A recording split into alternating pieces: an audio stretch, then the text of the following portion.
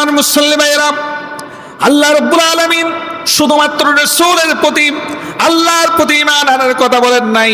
আল্লাহ রাব্বুল আলামিন বলে দিয়েছেন, যারা আল্লাহর প্রতি বিশ্বাস স্থাপন করে না আর রাসূলের প্রতি আনুগত্য করে না, রাসূলের প্রতি ঈমান আনে না, আল্লাহ রাব্বুল আলামিন বলে দিয়েছেন তাদের জন্য কিয়ামতের ময়দানে কঠিন শাস্তির ব্যবস্থা করে রেখেছি।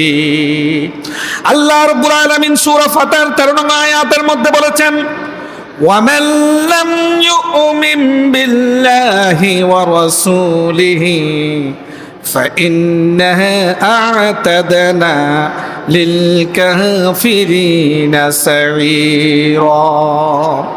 যারা আল্লাহ ও তার রাসূলের প্রতি ঈমান আনে না, আল্লাহ রাব্বুল আলামিন বলে দিয়েছেন আমি সেসব কাফিরদের জন্য জ্বলন্ত অগ্নিকে প্রস্তুত করে রেখেছি। বলে কোন নাউযুবিল্লাহ। হয়তো দুনিয়ার